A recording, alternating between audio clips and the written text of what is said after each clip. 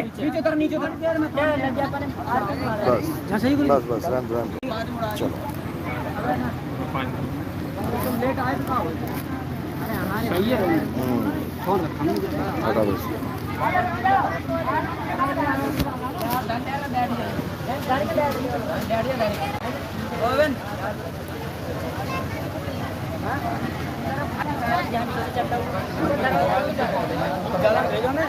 तू चलता रहो ऊपर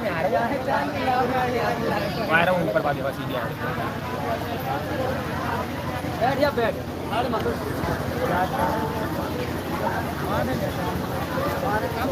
साहिब भाई की सतनाम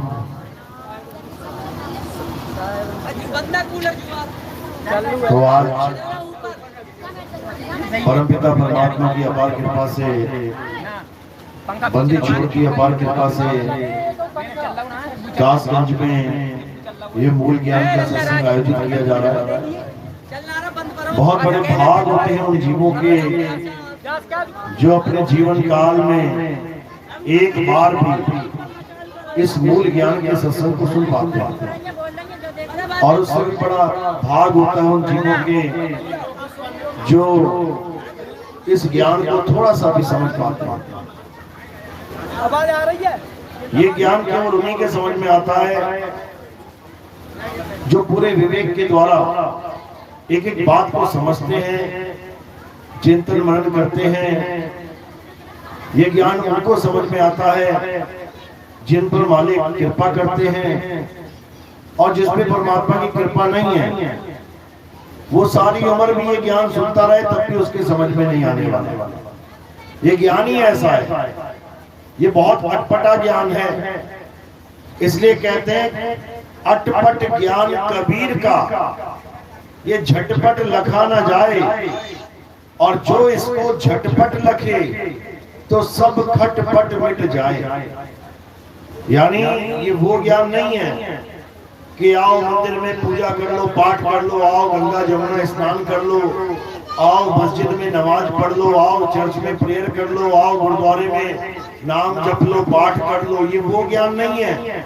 ये तो सारे संसार में चल ही रहा है। कबीर साहब के आने से भी पहले ये ज्ञान संसार में चल ही रहा था। कबीर साहब के आने से पहले भी बहुत से नाम इस दुनिया में जपे जा रहे थे। हिंदू राम राम जप रहे थे, मुसलमान अल्लाह अल्लाह कर रहे थे। पहले से ही बहुत सारे नाम प्रचलित थे। कबीर साहब के आने का मकसद ये नाम जपवाना नहीं था। कबीर साहब के आने का मकसद मंदिर मस्जिद गुरुद्वारे चर्च में पूजा पाठ करना नहीं था। कबीर साहब के आने का मकसद ये नदियों में स्नान करना, ये पर्वतों की परिक्रमा करना, ये नाम जपना, ये सब नहीं था। तो क्या करने आए थे कबीर साहब? हम सबको सतनाम का संदेशा देने आए थे। हम सबको सतनाम की महिमा बताने आए थे। हम सबको सतनाम का असली भेद समझाने आए थे। तो आज उसी सतनाम का भेद सबको समझाया जाएगा। जिस पर मालिक की कृपा होगी वो समझ जाएगा और जिस पे कृपा नहीं होगी वो 1 घंटे में सुन के भी नहीं समझ पाएगा। तो अरदास करेंगे परमात्मा से कि जहां तक ये ज्ञान, ये आवाज पहुंच रही है, हर जीव पर मालिक कृपा करे और उसका विवेक ऐसा जगा दे कि उसको मेरी एक एक बात समझ में आने लग जाए। तो आज का सत्संग शुरू करने से पहले परम पिता परमात्मा के नाम पे जयकारा लगाएंगे और फिर सत्संग शुरू करेंगे। बोलिए परम पिता परमात्मा की, सतगुरु बंदी छोड़ कबीर साहेब की, सतगुरु मदनपति साहेब की, दीवान जवाहरपति साहेब की, सतगुरु विराटपति साहेब की, सतगुरु राम सेवक साहेब की, कलीनपुर धाम की, सभी संतों की, पंडाल में आए सभी भक्तों की, इनके माता पिता, इनके गुरुदेव की, इस गांव नगर बस्ती की, आज के आनंद की, सकल हंस को बंदगी, साहेब बंदगी सतनाम। तो कबीर साहब इस दुनिया में क्यों आते हैं? सतनाम का भेद समझाने, कि आखिर सतनाम है क्या। अब सतनाम बोला जाता है तो इसका मतलब असत्य नाम भी कोई ना कोई वस्तु है। कहते हैं सच्चा नाम, इसका मतलब झूठा नाम भी है। कहते हैं असली दवाई, इसका मतलब नकली दवाई भी है। अच्छी क्वालिटी, इसका मतलब घटिया क्वालिटी भी है। तो कबीर साहब यहाँ क्या करते हैं आगे, यहाँ पे वो हमें भेद बताते हैं कि ये इंसान जिन नामों को पकड़ के बैठा है, ये इंसान जिन नामों को जपने में लगा है, ये इंसान हजारों लाखों गुरुओं के द्वारा दिए गए इन 52 अक्षरी नामों को जपने में लगा है, ये असत्य नाम है। और जो सत्य नाम है वो लिखने, बोलने, पढ़ने में नहीं आता, वो किसी इंसान ने बनाया ही नहीं है। ये जितने भी अक्षर तुम देख रहे हो, हिंदी, पंजाबी, उर्दू, फारसी, ये जितने ग्रंथ तुम देख रहे हो किसी भी भाषा के, कौन बना रहा है? इंसान। ये अक्षर कौन पैदा कर रहा है? इंसान। एक समय ऐसा था जब आदि मानव था, जब पहनने को कपड़े नहीं, खाने को भोजन नहीं, रहने को घर नहीं, जानवरों की तरह घूमता था। जब आग भी नहीं थी उसके पास, एक दिन पत्थर से पत्थर टकराया तो अग्नि उत्पन्न हो गई। आग उत्पन्न हुई तो उसका नाम भी नहीं रख पाया कि क्या बोलूं इसको मैं, क्योंकि अक्षरों की खोज ही नहीं हुई थी। धीरे धीरे धीरे धीरे बुद्धि विकसित हुई, अक्षरों की खोज चालू हो गई। इस मुंह से निकलने वाली हर आवाज को एक लिपिबद्ध संकेत दे दिया गया। आ तो लिख दिया आ, ई तो लिख दिया ई, ऊ तो लिख दिया ऊ। जो भी मुंह से आवाजें निकली उसको एक नाम दे दिया गया। तो टोटल कितनी आवाजें निकली? 52। इसीलिए इस वर्णमाला को 52 अक्षरी भी कहते हैं। ये आ ई ऊ ऊ का खा गा, ये सब स्वर और व्यंजन जब मिला के देखोगे तो 52 अक्षर हो जाएंगे। ये इंसानों के द्वारा बनाए गए हैं। हिंदुस्तान में 52 अक्षर और इंग्लैंड में 26 अक्षर, A B C D E F G. अरब देश में चले जाओ वहां पे अलग अक्षर, चीन में चले जाओ वहां अलग अक्षर, जापान में चले जाओ वहां के अलग अक्षर, ताइवान में चले जाओ वहां के अलग अक्षर। हर देश में, हर जगह पे जैसा जैसा आदि मानव की बुद्धि चली वैसे वैसे उसने अक्षर पैदा कर दिया। इसीलिए हमारे विश्व में इतने सारे देशों की भाषाएं आपस में मिलती नहीं है। क्यों? क्योंकि ये इंसानों की बनाई हुई है। हवा एक सी मिल जाएगी हर जगह, पानी एक सा मिल जाएगा, धरती एक सी मिल जाएगी, आसमान एक सा है, अग्नि एक सी है, क्योंकि ये इंसान ने नहीं बनाए, ये एक सा मिल जाएगा। लेकिन अक्षर हर जगह अलग अलग मिलेगा। क्यों? इंसानों की खोज है। इंसानों ने अक्षर बनाए, उसके बाद अक्षरों से सारी दुनिया की जितनी भी वस्तुएं दिखाई दे रही है सबके नाम रख दिए। धरती रख दिया, आकाश रख दिया, सूरज चांद सितारे रख दिया। हिंदी में अंग्रेजों ने क्या रख दिया? सन, मून एंड स्टार्स। अलग अलग भाषाओं में अलग अलग नाम रख दिए। यहां तक तो अच्छा है, बढ़िया है, सब चीजों के नाम रख दिए, अच्छी बात है। लेकिन दिक्कत कहां पे आ गई? जब अपने अपने भगवान के नाम रख दिए, अल्लाह का नाम रख दिया, वाहिगुरु का नाम रख दिया, गॉड का नाम रख दिया,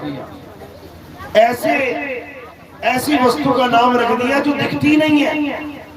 ना तो अल्लाह दिखाई दे रहा है, ना वाहिगुरु दिखाई दे रहा है, ना गॉड दिखाई दे रहा है, ना ही आत्मा दिखाई दे रही है, ना परमात्मा दिखाई दे रहा है। ऐसी चीज का नाम रख दिया जो दिखता नहीं है। यहां तक भी समझ में आता है कि चलो अच्छी बात है, नाम रख दिया। फिर भी समझ में आता है कि चलो ठीक है, अल्लाह का नाम अल्लाह रख दिया। अल्लाह कहते ही समझ में आता है किसी इंसान की बात नहीं चल रही है, उस परम शक्तिमान की बात चल रही है। किसी ने वाहिगुरु रख दिया, अच्छी बात है। वाहिगुरु कहते ही समझ में आ जाता है कि किसी इंसान का नाम नहीं है, ये परमात्मा का नाम है। गॉड नाम रख लिया, अच्छी बात है, समझ में आता है कि ये किसी परमात्मा, किसी खुदा की बात चल रही है। यहां तक तो सब ठीक है, लेकिन दिक्कत कहां हो गई, जब हमने उस अल्लाह को, उस वाहिगुरु को, उस गॉड को, उस परमेश्वर को पाने के लिए उसके नामों को जपना शुरू कर दिया। दिक्कत यहां हो गई। 84 लाख भुगतने के बाद एक जन्म मिलता है, इंसान जन्म, जो तुम्हें मिल चुका है।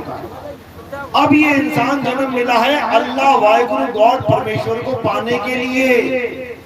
क्या होगा उससे? उससे तुम्हारा जन्म मरण का रोग ठीक हो जाएगा। बार बार गर्भ में जा रहे हो, बार बार मर रहे हो, बार बार पैदा हो रहे हो, ये सारा खेल खत्म हो जाएगा अगर तुमने परमात्मा को पा लिया तो।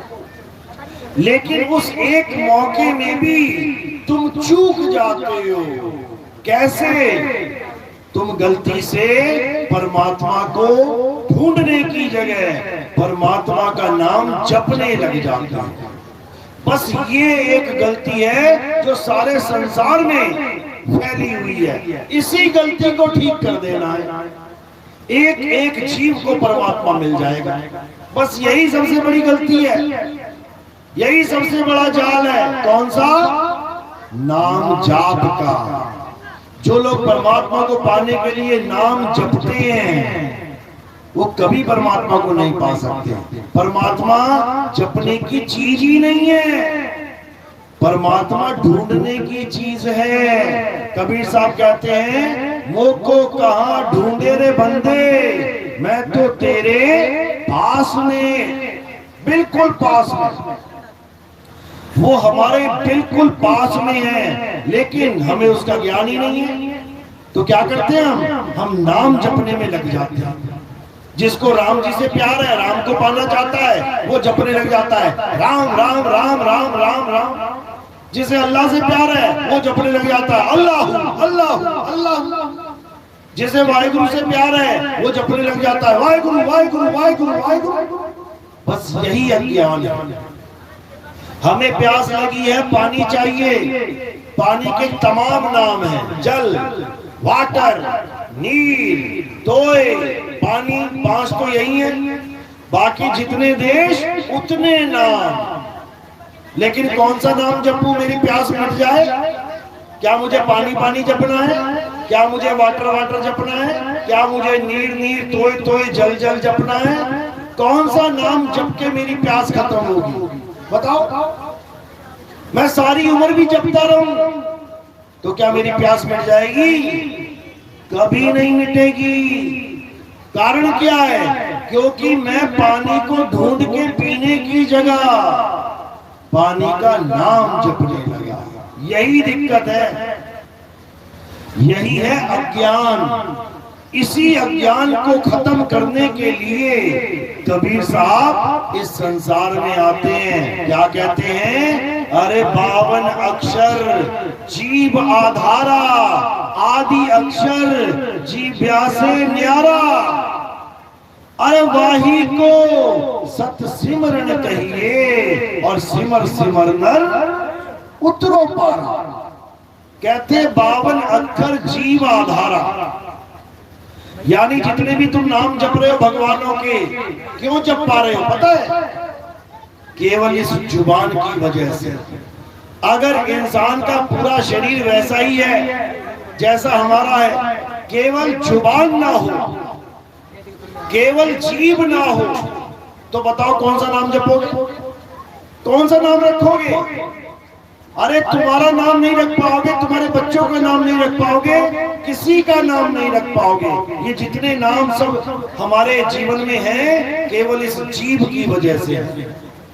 जीभ है तो नाम है, और जीभ नहीं तो कोई नाम नहीं। ये जितने बाबा लोग तुम्हें नाम दे रहे हैं जपने वाले, इसलिए दे रहे हैं क्योंकि उनकी जीभ चल रही है, मुंह के अंदर दौड़ रही है, अक्षर तमाम निकल रहे हैं मुंह से। जिस दिन बाबा की जीभ कट गई, जिस दिन बाबा को लकवा मार गया, जीभ चलेगी नहीं, आवाज निकलेगी नहीं, सारे नाम फेल हो जाएंगे। बताओ कौन सा जपेगा? बिना जीभ के कौन सा नाम बोल लोगे?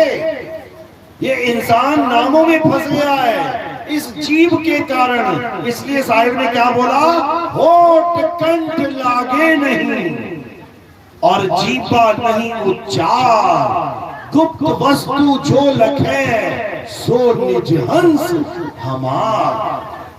कहते हैं मेरा हंस वो है, मेरा बच्चा वो है जो वस्तु की खोज करे, नाम नहीं जपे। नाम जपने में जीवन बर्बाद ना करे, वो उस परमात्म तत्व की खोज करे कि वो कहां है। और कहां बताया कबीर साहब ने, वो कोई बहुत दूर नहीं है। क्या कहते हैं, कहते हैं मुझको कहां ढूंढे रे बंदे, मैं तो तेरे पास में, बिल्कुल पास में ये परमात्मा। लेकिन कहां है, ये भेदी गुरु समझाता है। कहते हैं ना मंदिर में, ना मस्जिद में, ना काबे कैलाश में, ना मैं जप में, ना मैं तप में, और ना मैं व्रत उपवास में। कहते हैं ना मैं किसी जप से मिलूंगा, ना ही मैं कोई तपस्या करने से मिलूंगा, ना मैं जप में, ना मैं तप में, और ना मैं व्रत उपवास में, किसी व्रत उपवास से भी नहीं मिलूंगा। खोजी होए तुरंत मिल जाऊंगा, एक पल की तलाश में। अगर कोई खोजी होगा, परमात्मा को ढूंढने वाला होगा, कहते हैं एक पल में मिल जाऊंगा। मैं कहां रहता हूं, ये भेदी गुरु एक पल में बता देगा तुम्हें। ये एक पल का खेल है। और कहे कबीर सुनो भाई साधो, मैं तो हूं विश्वास में। उसके बाद तुम्हें पूरा विश्वास करके उस भक्ति को करना पड़ेगा। 101% मालिक मिलेगा, ऐसा नहीं हो सकता। लेकिन कब, जब सत्य और असत्य का निर्णय कर लोगे, सत्य नाम को जान लोगे और असत्य नाम को त्याग दोगे। इसीलिए कबीर साहब ने समझाया, सतगुरु सोई सतनाम बतावे और बाकी गुरु कोई काम ना आवे। सच्चा गुरु वो है जो सच्चे नाम का भेद समझा दे, और जितने भी नकली नाम हैं इन सबको छुड़वा दे, इन सबको तुम्हारे जीवन से दूर कर दे। ये हिंदी, पंजाबी, उर्दू, फारसी, ये जितने भी अक्षरों के नाम हैं, इन सबको किनारा करके तुम्हें सत्य नाम से जोड़ दे। सतनाम से जोड़ने का मतलब सतनाम जपवाना नहीं है कि गुरुजी ने सतनाम जाप दे दिया और कोई चेला सतनाम जप रहा है, उससे भी उसका कल्याण नहीं होगा। सतनाम कोई जाप नहीं है, सतनाम कोई मंत्र नहीं है, सतनाम तुम्हारा सत्य स्वरूप है। उस सत्य स्वरूप को जानना है। तो साहिब लाइट ना आ रही है, दिन से क्यों गाड़ी करने से क्या लाइट ना आ रही है। माइक में आएगा ये, वो है ना।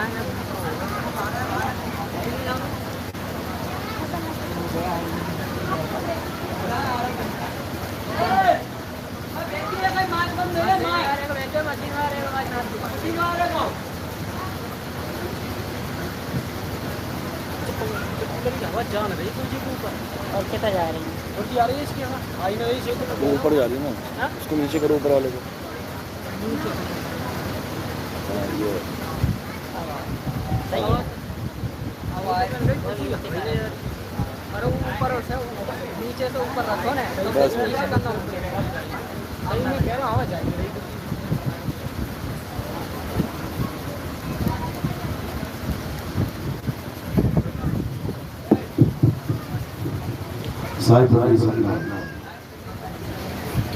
तो कह रहे हैं परमात्मा को ढूंढना है, परमात्मा को जपना नहीं है। ये जपने वाला खेल नहीं है। ना मैं जप में, ना मैं तप में, और ना एकांत निवास में। वो को कहां ढूंढे बंदे, मैं तो तेरे पास। यानी परमात्मा को पाना है तो क्या करना पड़ेगा, हमें ऐसे गुरु की शरण में जाना पड़ेगा जो सारे तंत्र मंत्र जंतर पूजा पाठ सब कुछ छुड़वा दे और हमें परमात्मा का असली भेद समझा दे कि मालिक है तो है कहां। जैसे तुम्हारे घर में दूध पड़ा है और तुम्हें पता ही नहीं है कि घी कहाँ होता है, तो तुम कभी नहीं जान पाओगे कि उसी दूध के अंदर घी छुपा हुआ है। अब जब भेदी गुरु मिल जाएगा, वो तुम्हें बता देगा कि दूध में ही घी है और घी कैसे प्राप्त करना है, उसकी पूरी विधि समझा देगा। पूरी विधि समझने के बाद उसी दूध में से तुम्हें घी निकालना आ जाएगा। इसी प्रकार परमात्मा कहाँ रहता है? परमात्मा किसी जंगल में, किसी नदी में, किसी पहाड़ पे, किसी मंदिर में, किसी मस्जिद में, किसी गुरुद्वारे चर्च में नहीं रहता है। परमात्मा किसी स्वर्ग में, महास्वर्ग में भी नहीं रहता है। परमात्मा किसी सतलोक, अलग लोक, अगम लोक, अनामी लोक में भी नहीं रहता है। परमात्मा कहाँ रहता है? परमात्मा तुम्हारी आत्मा में रहता है। इसीलिए आत्मा अजर अमर अविनाशी कहलाती है, क्योंकि उसमें परमात्मा का वास है। तो कहते हैं ज्यों तिल माही तेल है, ज्यों चकमक में आग, और तेरा साईं तुझ में है, जाग सके तो जाग। कहते वो परमात्मा हम सब में रमा हुआ है। घट घट मेरा साईया और सुनी सेज न कोई, बलिहारी व घट की जिस घट प्रगट होए। कहते हर घट में विराजमान है, लेकिन बलिहार जाते हैं उस घट की जहां वो प्रकट हो जाता है, यानी जहां वो उसका भेद प्राप्त करके जीव उसको प्राप्त कर लेता है। बलिहार जाते हैं उसको। नहीं तो जा रहे हैं, ढूंढ रहे हैं जंगलों में, ढूंढ रहे हैं पहाड़ों पे, बड़ी बड़ी बसें जा रही हैं तीर्थ यात्रियों को लेके परमात्मा के दर्शन करवाने के लिए। वहीं पे बस में डूब जा रही है पानी में, पहाड़ों से गिर जा रही है, आग लग जा रही है, लोग मर जा रहे हैं। जिस परमात्मा को ढूंढने के लिए लोग मर रहे हैं, सड़ रहे हैं, खप रहे हैं, वो परमात्मा उनको घर में मिल जाता। कैसे मिलता? हृदय नाम ध्याओ और घर बैठे प्रभु पाओ। घर बैठे परमात्मा मिल जाएगा, बस तुम्हें पता होना चाहिए कि वो है कहां। तो इसी का भेद बताने के लिए, इसी वस्तु का ज्ञान समझाने के लिए कबीर साहब इस संसार में आते हैं। क्या कहते हैं? अरे वस्तु कहीं और ढूंढे कहीं, कैसे लागे हाथ और गुप्त वस्तु तब मिले, जब भेदी लीजिए साथ। भेदी गुरु अलग है और जपी तपी सन्यासी गुरु अलग है। जपी तपी सन्यासी गुरु सारे संसार में फैले हुए हैं और भेदी गुरु लाखों करोड़ों में कोई एक होता है। इसलिए बार बार कबीर साहब ने बोला कि भेदी लीजिए साथ। वो वस्तु तब मिलेगी जब भेदी गुरु तुम्हारे जीवन में होगा। भेदी का मतलब मंत्र जपने वाला नहीं होता, भेदी का मतलब तपस्या करने वाला नहीं होता, भेदी का मतलब घर बार छोड़ के सन्यासी बनने वाला नहीं होता। भेदी का मतलब होता है रहस्य को जानने वाला।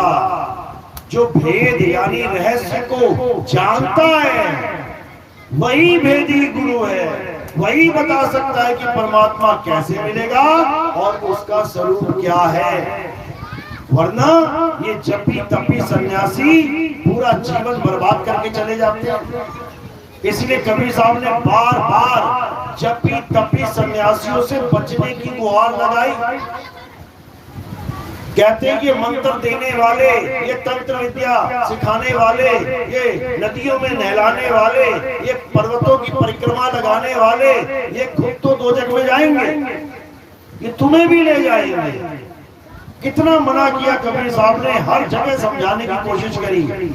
कहते घर घर मंत्र देत फिरत हैं, ये माया के अभिमाना और गुरुआ सहित शिष्य सब बूढ़े, अंत काल पछताना साधो देखो ये जग बौराना। कह रहे हैं घर घर मंत्र देत फिरत हैं, ये डारों की डारों चलते हैं, सैकड़ों गुरु गली गली में गांव गांव में जा रहे हैं, और जब उनसे कहो ना गुरुजी परमात्मा चाहिए, हमें नाम दीक्षा दे दो, तो तुम्हें मंत्र पकड़ा देते, बेटा ये नाम जप ले, बेटा वो नाम जप ले, और सारी उम्र जपता ही चला जा। बिल्कुल उसी तरह ये बात हो गई। जैसे तुमने कहा गुरुजी मुझे प्यास लगी है, मुझे पानी चाहिए, तो गुरुजी क्या कह रहा है, बेटा पानी पानी जप, सारी उम्र पानी पानी जपता रहा, ये पकड़ माला और माला फेरता जा और पानी पानी जपता जा। 108 माला फेर, अब बेचारा 108 बार पानी पानी जप रहा, दिन में बैठा पानी पानी पानी पानी पानी, प्यासा ही मर जाएगा, प्यासा ही मर जाएगा बेचारा। इसलिए नाम जाप छोड़ना है और परमात्मा से खुद को जोड़ना है। कैसे जोड़ेंगे?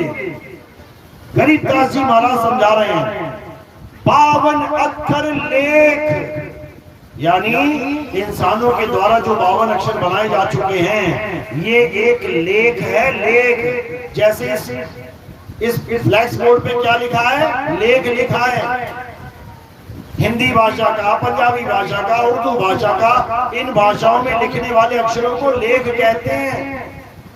तो कह रहे हैं 52 अक्षर लेख, राम रंग होरी हो, और वो अक्षर या में नहीं, राम रंग होरी हो, यानी जो परमात्मा का असली नाम है वो इन 52 अक्षरी लेख में नहीं है। परमात्मा का नाम किसी जप में नहीं आता, परमात्मा का नाम जपने से न्यारा है।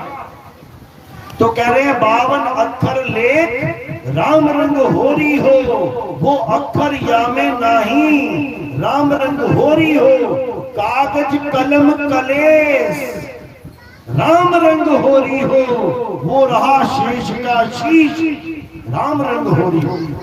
यानी कागज और कलम से, कागज के ऊपर कलम से जितने भी तुम नाम लिख दोगे, कोई भी नाम, किसी भी भाषा का नाम, किसी भी भगवान का नाम, वो तुम्हारे जीवन का कलेश हो जाएगा। कलेश क्यों?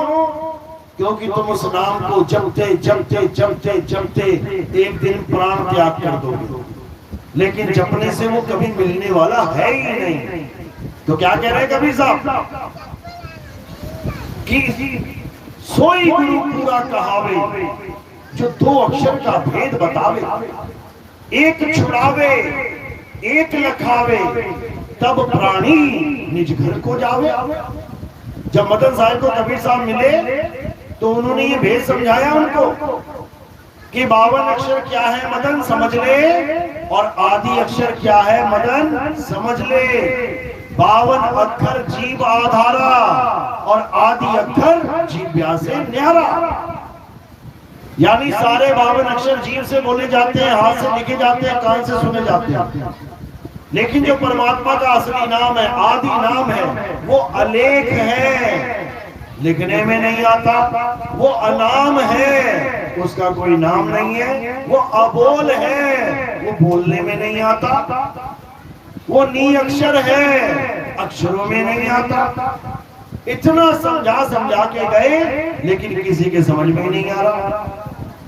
इसीलिए कबीर साहब ने बिल्कुल स्पष्ट बोल दिया कि जब तक मिले नहीं शब्द वो साचा, तब लग गुरु करो 10 पांचा। ठीक है, तुमने कोई गुरु धारण कर लिया, अच्छी बात है। क्यों कर लिया? क्योंकि मेरे पिताजी का भी वही गुरु था, मेरे दादाजी का भी वही गुरु था, तो मैंने भी बना लिया, अच्छी बात है, कोई बात नहीं। लेकिन अगर उसने तुम्हें नाम जाप दे दिया और बोल दिया बेटा सारी उम्र इसे जपो, तो अच्छी बात नहीं है। इसका मतलब तुम 52 के जाल में फंस गए। अरे 52 के जंजाल में फंस गया ये संसार, और सिमरन 52 का करे कैसे लागे पार। खुद ही 52 अक्षर बना बना के खुद ही जपने में लग गया, खुद ही मूर्तियां बना बना के खुद ही उसको भगवान मान के पूजने लग गया, खुद ही मंदिर मस्जिद गुरुद्वारे बना के खुद ही उसको भगवान का घर बना के बैठ गया। अरे भगवान का घर तेरी आत्मा है, तेरी आत्मा में परमात्मा का वास है। उसको जान नहीं पाया और ईंट पत्थरों के घर बना के बैठ गए। इसी को समझना।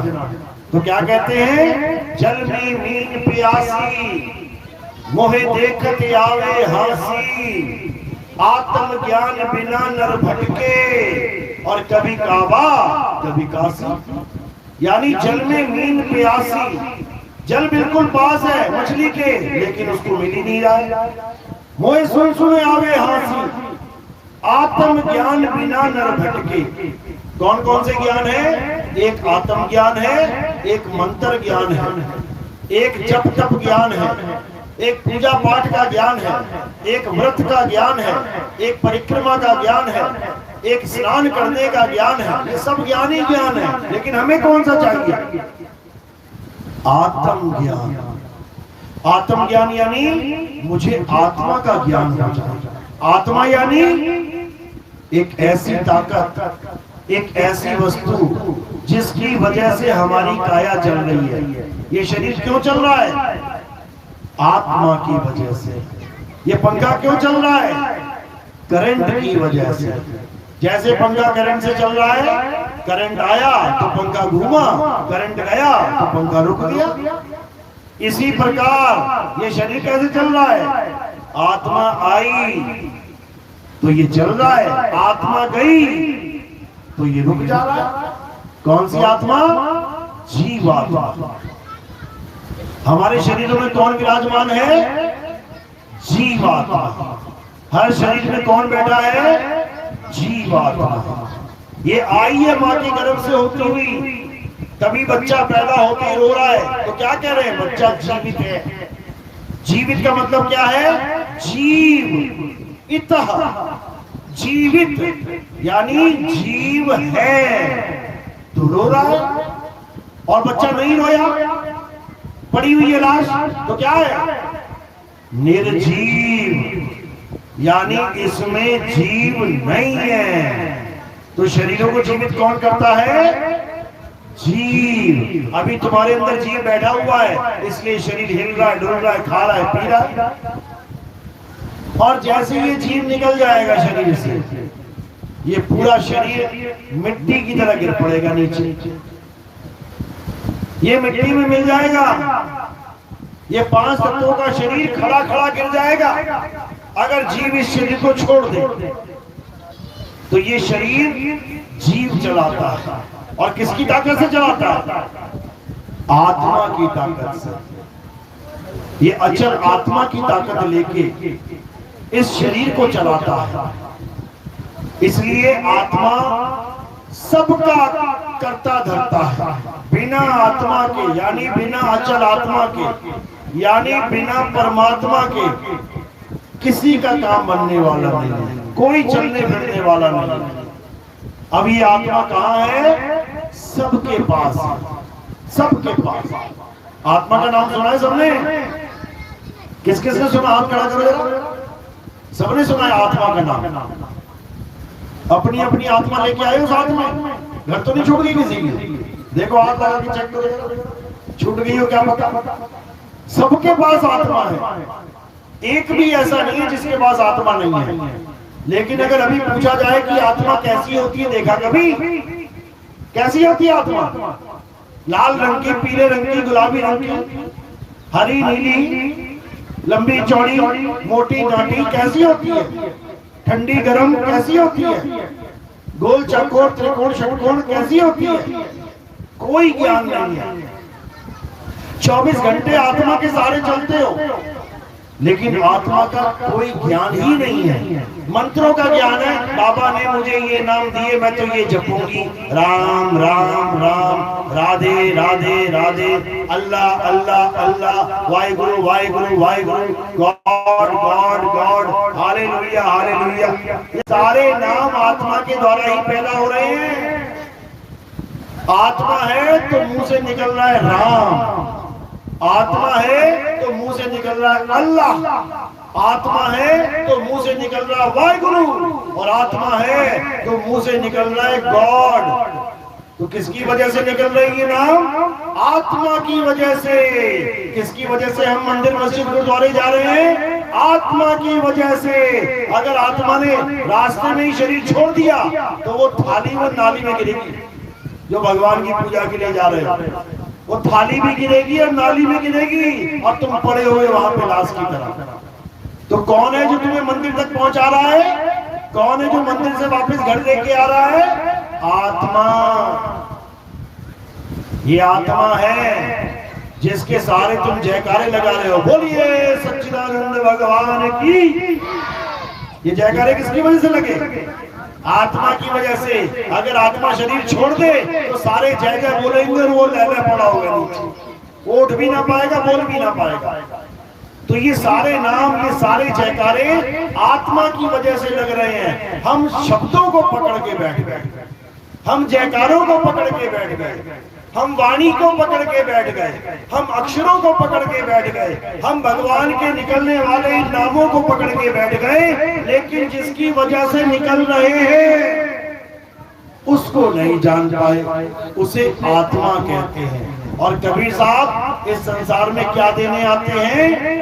आत्म ज्ञान, मंत्र ज्ञान नहीं कि कोई कबीरपंथी बाबा कहे कि आए मेरे पास आ जाओ, मैं तुम्हें ऐसा मंत्र दूंगा तुम्हारी मुक्ति हो जाएगी। अरे तेरी मुक्ति ना होगी उससे, क्योंकि मुक्ति मंत्रों से नहीं होती, मुक्ति आत्म ज्ञान से होती है। मीराबाई क्या कहती है?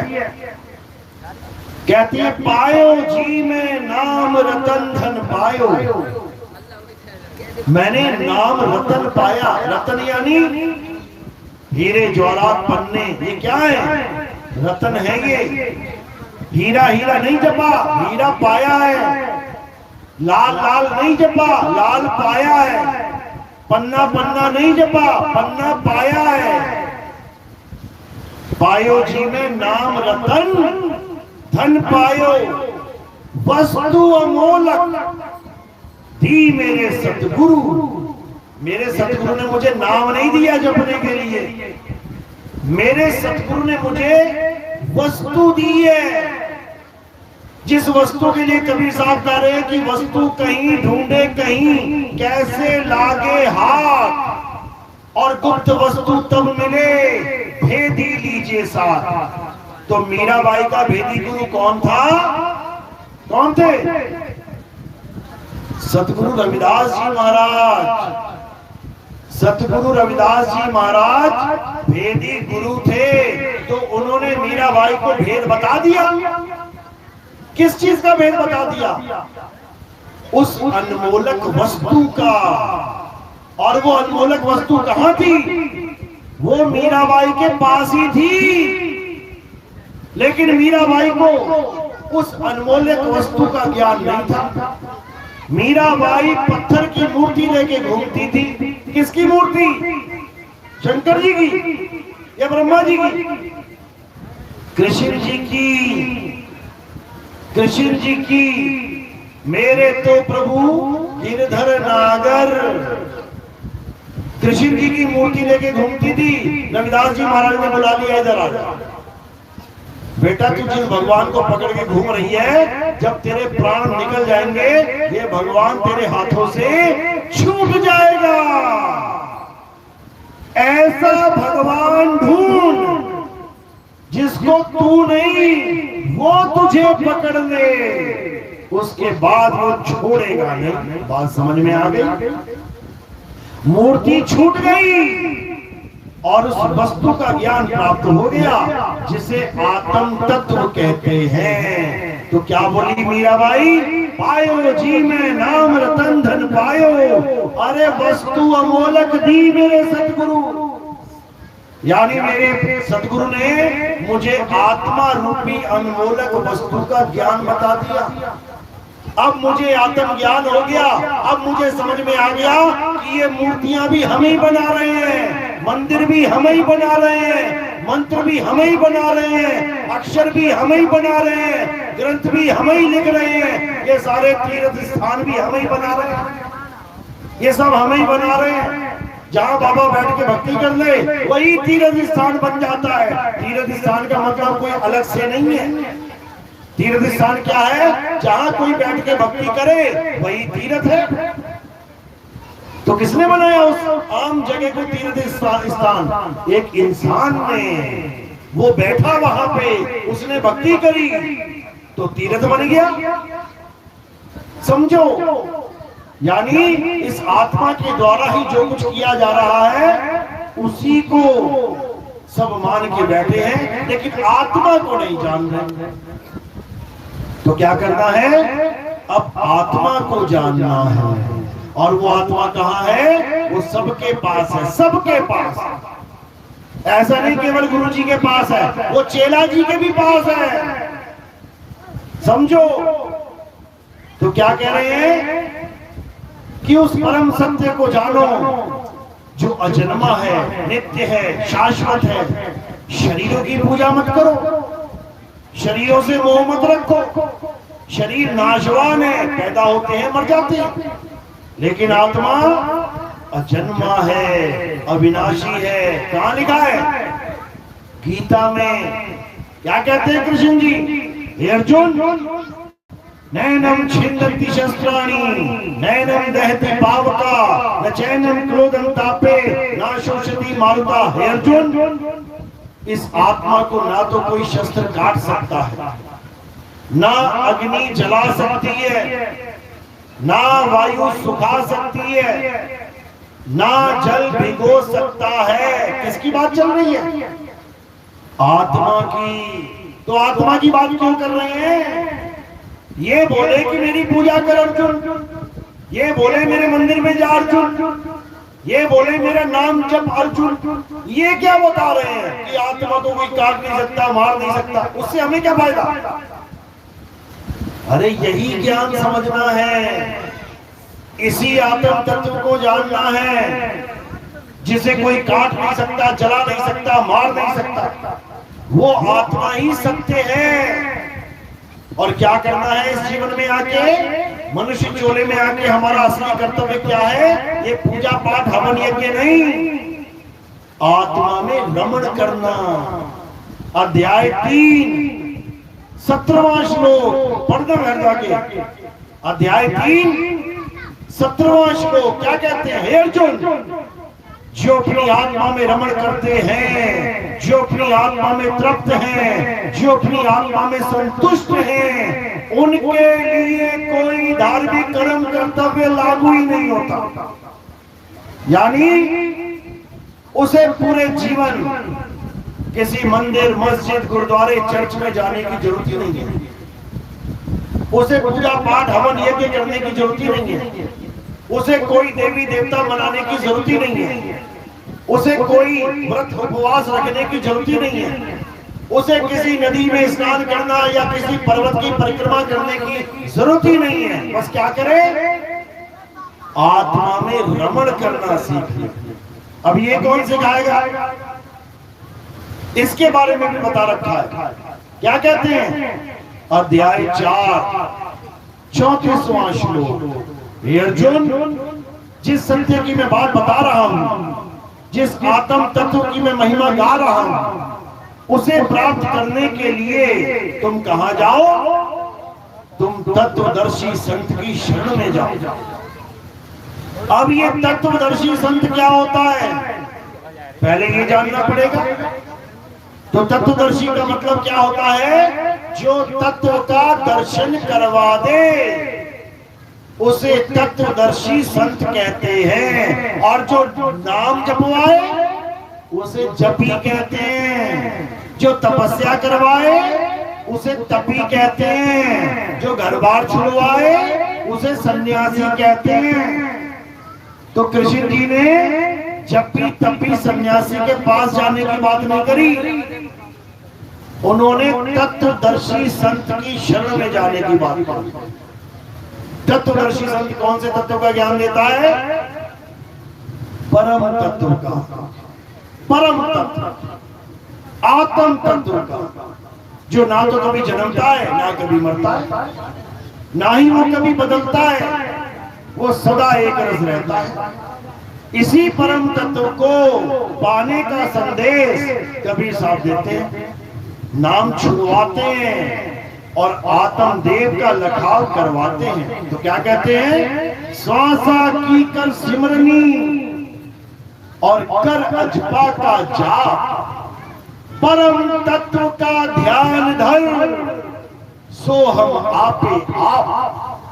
कहते हैं हे मनुष्य, अगर तू अपने इंसान जन्म को सफल करना चाहता है, अगर तू दोबारा से कुत्ता, बिल्ली, सूअर, हाथी, घोड़ा, घड़ियाल नहीं बनना चाहता, तो क्या कर, ये सारे मंत्र जंतर छोड़ दे, ये सारी पूजा पाठ छोड़ दे, ये सारे हवन यज्ञ छोड़ दे और क्या कर, अपनी आत्मा का ज्ञान प्राप्त कर, आत्मज्ञानी बन जा। उससे क्या होगा, आत्मा का ज्ञान हो जाने से क्या फायदा होगा। कई लोग सवाल पूछते हैं, मैं मंदिर जाता था तो मेरे छोटे मोटे काम बन जाते थे, मैं नाम जपता था तो मुझे थोड़ी बहुत प्रकाश दिखाई दे जाता था, कुछ अच्छा लगता था। आप कह रहे हो ये सब छोड़ दो, तो आपका ज्ञान लेके मुझे क्या मिलेगा। बहुत अच्छा सवाल है। आत्मा का ज्ञान प्राप्त करके हमें क्या उपलब्धि होगी। तो कबीर साहब क्या बता रहे हैं कि जब तुम्हें आत्मज्ञानी गुरु मिलेगा तो वो क्या करेगा, सारे संसार से तुम्हारा ध्यान छुड़वा के उस परम तत्व में लगा देगा।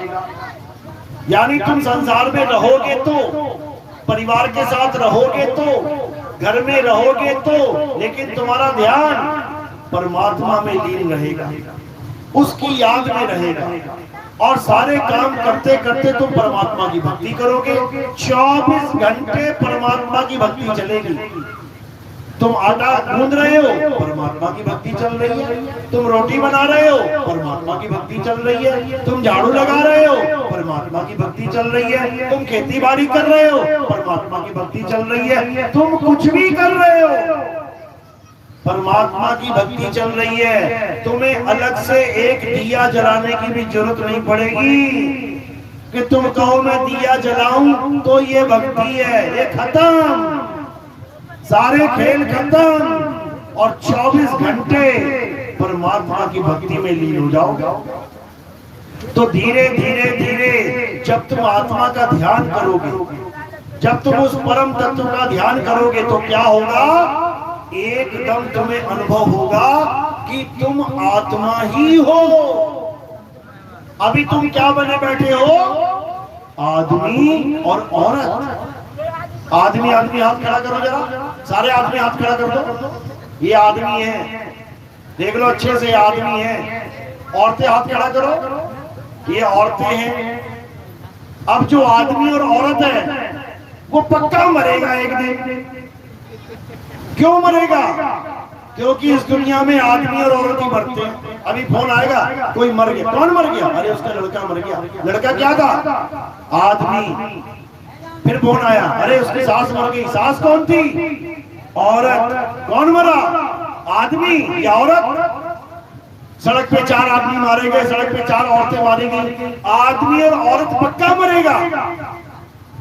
और जब तुम्हें अनुभव हो जाएगा कि तुम एक आत्मा हो, जब तुम्हें ज्ञान हो जाएगा कि तुम एक आत्मा हो, जब तुम्हें उस आत्मा का अनुभव हो जाएगा तब तुम आत्मा ही हो जाओगे। और अगर तुम एक बार आत्मा हो गए तो कब मरोगे, आत्मा कब मरती है, 100 साल बाद, 200 साल बाद, 1000 साल बाद, करोड़ साल बाद, अरब साल बाद, खरब साल बाद। एक लिख के धरती पे कहीं भी एक लिख देना, उसके बाद 0 0 0 0 0 0 करते करते पूरी धरती पे 0 0 0 भी लिख दोगे ना, उतने सालों में भी आत्मा नहीं मरती। पूरी धरती पे 0 0 लिख देना, तब भी आत्मा नहीं मरती। तो आत्मा का ज्ञान प्राप्त करके तुम क्या हो गए, क्या हो गए, अमर। अमर हो गए। जिस अमरता का ज्ञान प्राप्त करने के लिए बड़े बड़े राक्षसों ने दिन रात युगों युगों तक भक्ति करी, भगवान प्रकट कर लिए, भगवान प्रकट हो गए। भगवान से वरदान मांग रहा है राक्षस, क्या कह रहा है, हे भगवान मुझे अमर कर दो। और भगवान क्या कह रहा है, ये नहीं कर सकता, ये मैं नहीं कर सकता। क्यों? मैं खुद अमर नहीं हूं। वो खुद अमर नहीं है, वो भी अपनी गिनती बता के बैठे हुए हैं यहाँ शास्त्रों में कि ब्रह्मा जी कितने साल जीता है, विष्णु जी की कितनी उम्र है, शंकर जी की कितनी उम्र है। इस उम्र खत्म होने के बाद फिर से प्रलय हो जाती है, महाप्रलय हो जाती है, फिर सृष्टि शुरू होती है, फिर नए ब्रह्मा विष्णु महेश का सृजन किया जाता है, लिखा हुआ। यानी जो खुद अमर नहीं है वो दूसरों को कैसे अमर करेंगे। इसलिए किसी भी राक्षस ने जब वरदान मांगा कि भगवान मुझे अमर कर दो, किसी को अमरता नहीं मिली। लेकिन कबीर साहब कहते हैं, क्या कहते हैं?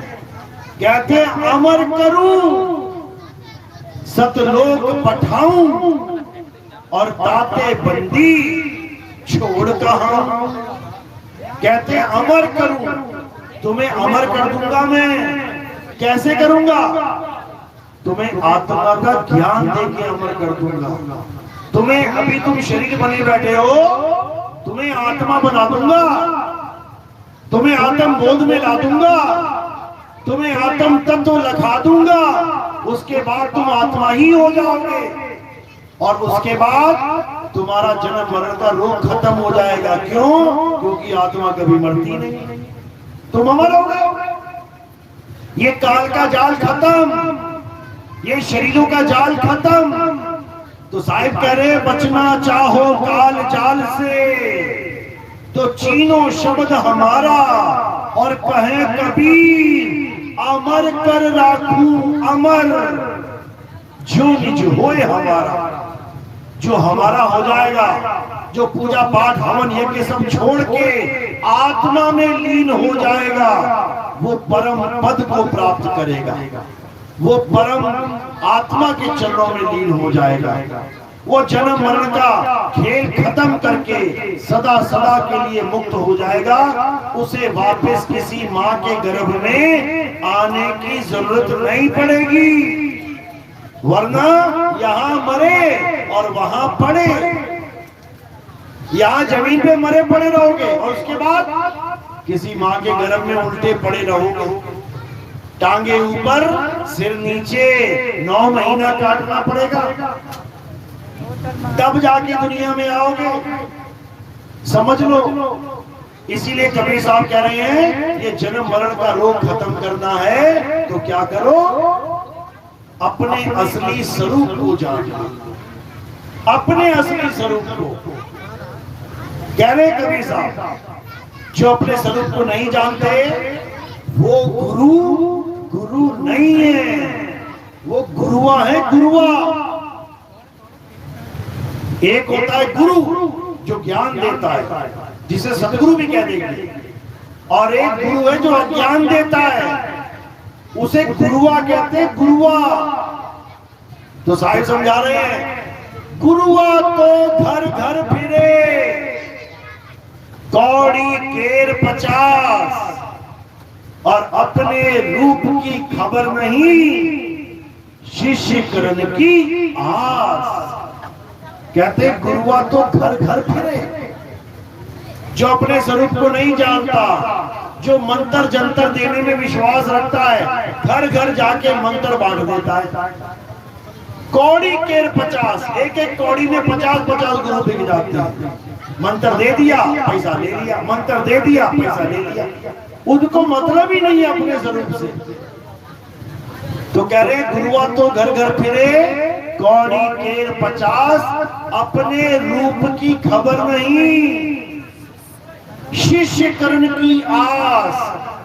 कहते हैं सारी दुनिया ही मेरा चेला बन जाओ, और दे क्या रहे हैं, नाम जाप। बर्बाद कर दिया इन लोगों ने। और चाहिए क्या हमें, आत्म ज्ञान। आत्म ज्ञान बिना नर भटके, कभी काबा कभी कासा। तो क्या करना है अब ये जंतर मंतर तंत्र सब छोड़ के अपनी आत्मा में लीन होना है, अपने अचल स्वरूप को प्राप्त करना है, उस परम पिता परमात्मा को प्राप्त करना है। मेरी बात समझ में आ रही है? किस किस के समझ में आ रही है? हाथ खड़ा करो। अच्छा, सच में बहुत बढ़िया, क्योंकि बात समझ में आएगी तभी मुक्ति मिल पाएगी, और बात समझ में नहीं आई तो ये नाम जाप में फंसे रह जाओगे। इसलिए कबीर साहब ने समझाया था, कहते आदि नाम हम भाग सुनाया, और ये मूर्ख जीव समझ नहीं पाया। मैं चीख चीख के चला गया कि आदि नाम अबोल है, आदि नाम अनाम है, आदि नाम नी अक्षर है, आदि नाम बोलने लिखने पढ़ने में नहीं आता। चीख चीख के चिल्ला चिल्ला के चले गए, लेकिन ये मूर्ख जीव समझ नहीं पाया। ये फिर उठा के उन्हीं मंत्रों में उलझा पड़ा। इसलिए तंत्र मंत्र सब झूठ है, इनमें न भर में कोई, और सार शब्द यानी हमारा सत्य स्वरूप, सार शब्द जाने बिना कागा हंस न होए। यानी जब तुम्हें ऐसा गुरु मिल जाएगा जो तुम्हें आदमी और औरत से अलग आत्मा का स्वरूप प्रदान करने वाला मिल जाएगा, तब तुम्हारा जन्म सफल हो जाएगा। और अगर ऐसा गुरु नहीं मिला तो तुम्हारी हालत खराब हो जाएगी। मरते समय देखना किसी जीव को कैसे तड़प रहा होता है। क्यों तड़प रहा होता है? कारण क्या है? सारी उम्र पूजा पाठ करी, सारी उम्र नाम जाप किया, अंत समय में फिर भी तड़प रहा है। क्यों? क्योंकि उसने असली भक्ति नहीं करी, वो नकली भक्ति में चला गया। तुम खूब मेहनत करो, पूरा महीना मेहनत करो, तुम्हें 500-500 के नोट की गड्डी मिल जाए, तुम्हारा मेहनताना, लेकिन वो 500 के नोट सब नकली हो, तो क्या करोगे? गए दुकान पे लेके बढ़िया थर्दी घुमा के, ले बाबू पैसा लाया हूं, सामान दे, 1 रुपए की भी टॉफी नहीं देगा वो। क्यों? क्योंकि सारा धन ही नकली है। इसी प्रकार नकली नाम जपोगे तो नकली धन प्राप्त करके जाओगे, और असली नाम यानी सत्य नाम जपोगे तो सच्चा धन प्राप्त करके जाओगे। लेकिन सच्चा नाम जपने में आता ही नहीं है। सच्चा नाम सिमरन करने में आता है। सिमरन, जपना और सिमरन करना, इन दोनों में जमीन आसमान का अंतर है। जपने का मतलब होता है कोई भी नाम जाप शुरू कर दो, कोई भी नाम ले लो। किसी का नाम है सुधीर, तो नाम जाप कैसे होगा? सुधीर सुधीर सुधीर सुधीर। किसी का नाम है राजन, तो नाम जाप कैसे होगा? राजन राजन राजन राजन। अब ये हो गया नाम जाप, यानी उसके नाम को जपो। और एक हो गया सिमरन, सिमरन यानी स्मरण, स्मरण यानी याद करना। राजन को याद करो, याद कर लो, नाम जपने की क्या जरूरत है? सुधीर को याद करो, याद कर लो, नाम जपने की जरूरत क्या है? तो इसी प्रकार नाम जाप अलग है और सिमरन अलग है। नाम जाप काल का जाल है और सिमरन परमात्मा को पाने का मार्ग है। इसीलिए बोला जाता है कलयुग में एक नाम आधारा, सिमर सिमर, जप जप नहीं, सिमर सिमर नर उतरो पारा। यानी परमात्मा को याद करो, परमात्मा के नाम मत जपो। नाम तो हजारों लाखों बना दिए इंसान ने, कौन सा नाम जपोगे? लाखों नाम है, जो मन में आया वो जप लो। ऐसा नहीं होता। मेडिकल स्टोर पे गए, लाखों गोलियां पड़ी हैं, लाखों दवाइयां हैं, जो मन में आया खा लो। ऐसा नहीं होता, ऐसा नहीं होता। इसीलिए कबीर साहब ने क्या बोला? कोटि नाम संसार में, इनसे मुक्ति ना होए। अब कोटि नाम यानी करोड़ों नाम संसार में, कौन से नाम है? कौन से करोड़ों नाम संसार में जिनसे मुक्ति नहीं होगी? जितने भी नाम है संसार में उनसे मुक्ति नहीं होगी। चाहे कोई कहे बाबा राधे राधे जप ले, चाहे कोई बाबा कहे अल्लाह अल्लाह कर ले, चाहे कोई बाबा कहे वाहिगुरु, ये सब नाम उन्हीं करोड़ों नामों में आते हैं। करोड़ों नाम किससे बने हैं? अक्षरों से बने हैं। मात्र 52 अक्षरों से करोड़ों नाम बना दिए गए। मात्र 52 अक्षरों से करोड़ों किताबें लिख दी गई। मात्र 52 अक्षरों से करोड़ों मंत्र बना दिए गए। समझो तो क्या करना है? सोई गुरु पूरा कहावे, जो 2 अक्षर का भेद बतावे, एक छुड़ावे। इन करोड़ों नामों को छोड़ दो और एक लखावे। जिसकी वजह से ये करोड़ों नाम बोले जा रहे हैं, उस आत्मा को जान लो। एक छुड़ावे एक लखावे, तब प्राणी निज घर को जावे। तब जाके ये प्राणी अपने असली घर पहुंचेगा, परम धाम पहुंचेगा। नहीं तो यही जन्म मरण में धक्के खाता रहेगा। इसलिए अब क्या करना है? अब परमात्मा को याद करना है, परमात्मा को प्राप्त करना है, तभी कल्याण होगा। बोलिए सतगुरु बंदी छोड़ सतगुरु सत्य कबीर साहिब की सदा ही जय हो। साहिब बंदी सतनाम। तो आज का सत्संग यही विराम देते हैं और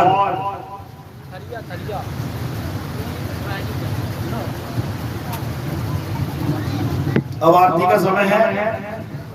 हमारे आरती कैसे होती है, किसकी होती है समझ लो। हमारे यहाँ आरती किसी शरीर की नहीं होती। हमारे यहाँ आरती किसी फोटो की, कैलेंडर की, किसी मूर्ति की नहीं होती। हमारे यहाँ आरती आत्मदेव की होती है। हमारे यहाँ आरती आत्मा की होती है। अब आत्मा की आरती कैसे करेंगे? मेरे पास आत्मा है, मेरे पास आत्मा है कि नहीं है? है। Thank you. अब इसी आत्मा की आरती होगी। क्यों? क्योंकि हमारे यहाँ संतों को शरीर मानते ही नहीं है। हमारे यहाँ संतों को आत्मा माना जाता है। संत हमारी आत्मा, हम संतन के जीव, और संतन हम में रम रहे, जीव माखन में घी। जैसे मक्खन में घी नहीं दिखाई देता, ऐसे ही इस काया के साथ आत्मा नहीं दिखाई देती। लेकिन हमारे यहाँ उस आत्मा की पूजा की जाती है। कैसे करते हैं? थोड़े से फूल उठाने आप, इतने से, और क्या करना है? मेरे सिर के ऊपर रख देंगे। सिर के ऊपर क्यों रखे? पैरों में क्यों नहीं रख दिए? क्योंकि हमने ये फूलों को काया से परे आत्मदेव के चरणों में समर्पित करना है। तो शरीर कहां से कहां तक है? पैर के अंगूठे से लेके सिर की चोटी तक। ये क्या दिखाई दे रहा है? शरीर। और हमने फूल कहां रखने हैं? शरीर से परे। तो जब हम शरीर से परे इन फूलों को समर्पित कर देते हैं, तो ये किसके चरणों में चले जाते हैं? आत्मदेव के चरणों में समर्पित हो जाते हैं। तो आरती ऐसे ही करनी है। और अगर कोई प्रचार प्रसार में योगदान करना चाहेगा, कुछ सेवा में देना चाहेगा, तो केवल जमीन पे यानी पैरों में रखना है। उस सेवा से हम क्या करते हैं? हमारा प्रोग्राम टीवी चैनल पे भी चलता है। आप घर में बैठ के टीवी चैनल ऑन करोगे, सुबह सुबह 6:30 पौने 7 बजे बैठ जाना। कौन सा चैनल लगाना है? साधना टीवी और ईश्वर टीवी। इन दोनों चैनल पे तुम्हें बहुत सारे बाबा दिखाई देंगे। एक बाबा आएगा, दूसरा जाएगा, तीसरा आएगा, चौथा जाएगा, और सब यही बोल रहे होंगे कि परमात्मा को पाना है तो नाम जपो, नाम जपो, नाम जपो। और इतने में मैं आ जाऊंगा और मैं क्या बोलूंगा? कि परमात्मा को पाना है तो नाम छोड़ो, नाम छोड़ो, नाम छोड़ो और आत्मा से खुद को जोड़ो। तो जब ये बात कोई सुनता है तो खलबली मच जाती है। क्यों मच जाती है? क्योंकि सारी उम्र यही सुना है बाबा लोगों से कि परमात्मा को पाना है तो नाम जाप करना पड़ेगा।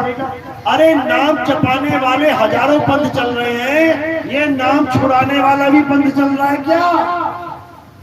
बिल्कुल चल रहा है। नाम छुड़ाने वाला पंथ चल रहा है। और कौन चला रहा है? नितिन दास चला रहा है। परमात्मा की दया से चला रहा है, क्योंकि परमात्मा का काम नाम जाप नहीं है, परमात्मा का काम नाम त्याग है। छोड़ो इसको और अपनी आत्मा से खुद को जोड़ो, आत्म ज्ञान में लीन रहो। तो उस सेवा से हम प्रचार प्रसार टीवी चैनलों में करते हैं, लाखों रुपए हमें देना पड़ता है। इसलिए आप लोग की सेवा को हम इन जीवों के कल्याण में लगा देते हैं। हमने कोई आश्रम नहीं बनाया।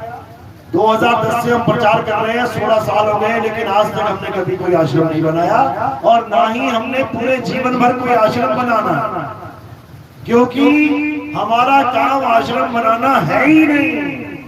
हमारा लक्ष्य आश्रम बनाना है ही नहीं। हमारा लक्ष्य क्या है? इस जीव को इस काल के जाल से छुड़ाना। जिस धरती पे ये जीव रह रहा है, जिस धरती पे ये मकान दुकान बना के अपना घर समझ के रह रहा है, इस धरती से सदा सदा के लिए इसको अमर लोक लेके जाना। ये काल का देश है, ये काल का जाल है, ये संसार काल भगवान का है, इसीलिए इसे मृत्यु लोक कहते हैं। हम लोग कहाँ रहते हैं? मृत्यु लोक में। बकरा कसाई के बाड़े में है तो कहां पे है वो?